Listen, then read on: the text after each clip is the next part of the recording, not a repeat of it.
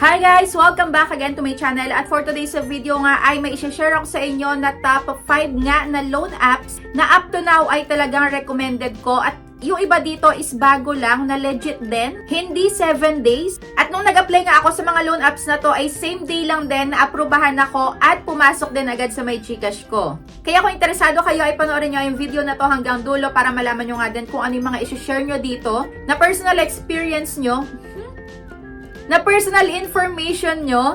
Pero syempre, kung bago ka pangalan dito sa aking YouTube channel, ay subscribe mo na yan at pindutin mo na din yung notification bell para lagi ka maging updated sa mga next uploads ko. At sumali ka na din sa aking GCash giveaway every month at sa aking 2 cellphone giveaway. At kung paano sumali, kailangan lagi ka lang updated sa mga ina-upload ko dito sa aking YouTube channel at wag mo akong kalimutang i-PM sa aking Facebook page para maisali agad kita. So ayun, unang-una ko na nga dito ay ang Maya. Yan, yung Maya Easy Credit. Dito natutuwa ako dahil talagang ang ginagawa ko lang dito, buy loads, ayan, pay bills, at naglagay lang ako dito sa my savings. Naaprubahan ako agad dito sa Maya Easy Credit. At take note, ang laki agad nung pwede kong utangin dito which is 7,000 pesos agad. At wala ditong mababawas talaga. At isa pang tuwang-tuwa ako dito, hindi siya 7 days dahil ito ay 1 month plus 15 days bago ka magbayad ng due date mo. Pero para daw mas mapabilis tumaas yung credit limit na ibibigay sa'yo, agahan mo yung pagbabayad. Dito naman, pwede mong unti-untiin yung pagbabayad. So, hindi siya totally isang bagsakan. Nasa sayo kung unti-untiin mong bayaran bago yung due date mo or kung gusto mo talagang before due date, bayaran mo ng isang buuan, okay lang din naman. Pero, mas mabilis nga tumaas yung credit limit pagka, ayan, nag-a-advance ka ng pagbabayad dito. Ito nga yung sample ko, 3,000 pesos yung na-loan ko dito at yung pinakababayaran ko lang ay 3,181.55. So, ito lang yung pinakatubo, 181.55. Kaya ito yung pinaka-top 1 ko or best na pwedeng pag-loanan. Kaya kung kayo wala pa kayong Maya, pwede kayong mag-apply dito sa may Maya Easy Credit dahil talagang recommended. At yung ilo-loan mo nga dito ay pwede mo nga i-transfer sa may GCash account mo. At ito pa yung isa na iniloan ko 9,000 pesos at ang pinakatubo lang ay 544.65.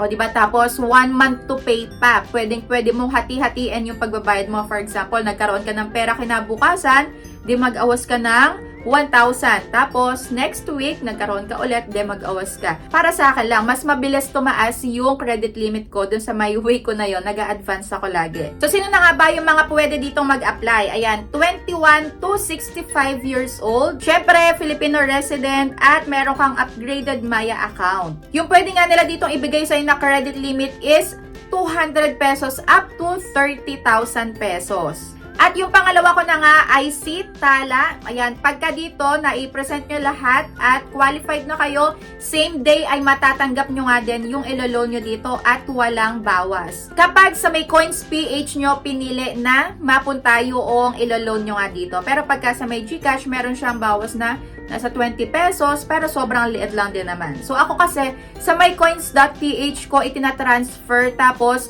from Coins.ph, ilalagay ko naman sa may GCash. Kaya ayun, kapag 20,000 yung na-loan ko dito, 20,000 walang kaltas talaga kahit piso. Pwede kang mag-loan dito up to 25,000 pesos. At ako nga currently ay na-reach ko na yung limit nila. Ayan, na-reach ko na 25k na yung pwede kong ma-loan.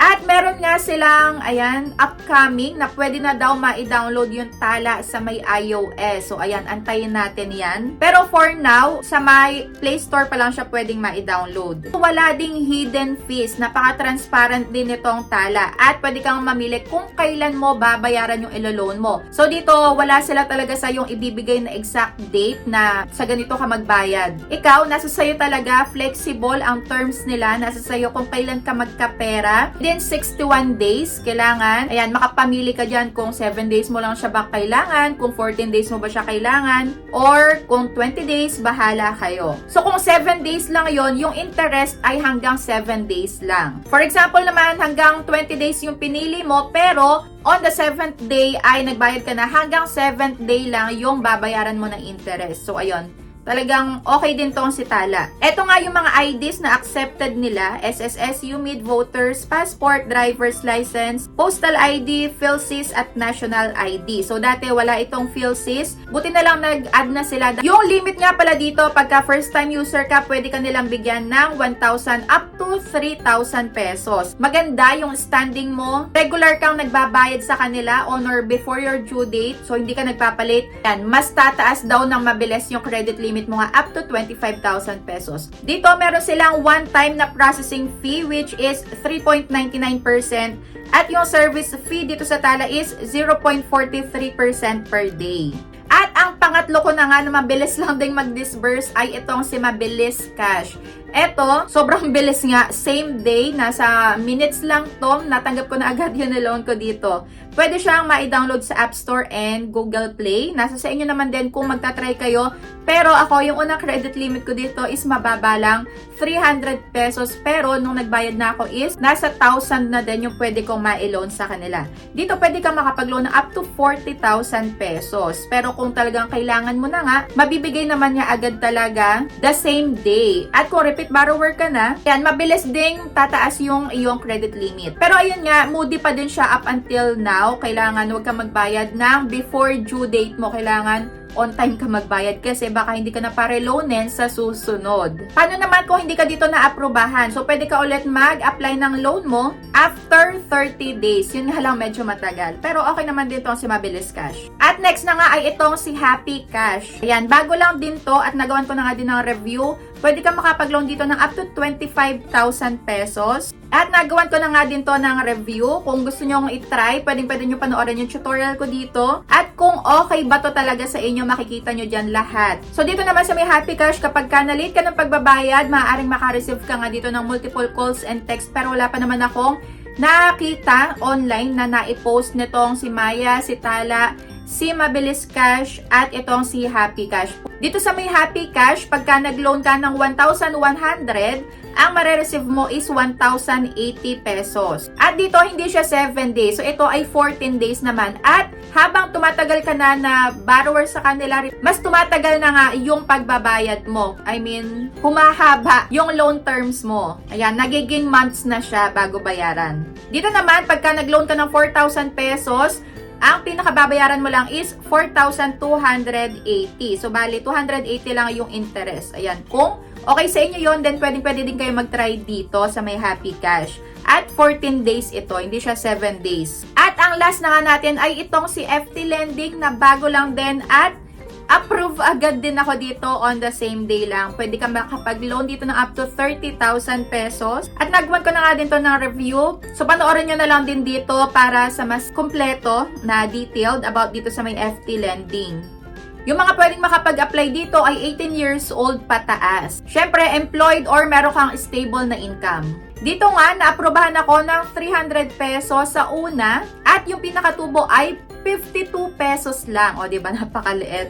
Pero dito is wala nga talagang makakalta. Kaso nga lang dito sa may FT Lending, medyo matagal yung pag-increase ng limit. Ako, pangalawang loan ko na dito pero 300 pesos pa din. So, yun lang. Nasa sa inyo pa din kung okay ba sa inyo itong na-i-share ko sa inyo. Pero para sa akin is, okay naman ako sa mga to. Ayan, dito sa lahat ng to, wala naman ako natanggap na any harassment, multiple calls and text, so wala. So that's it for today's video. Kung na-try nyo na din yung mga loan apps na to, ay i-comment nyo na din dyan sa may comment section kung ano yung mga experiences nyo sa kanila para mabasa na nga lang din ng iba at maging aware din sila. So yun, kung meron pa kayong gustong ipa-review na loan app, ay i-comment nyo lang dyan at i-review ko yan para sa inyo. So yun lang, thank you for watching!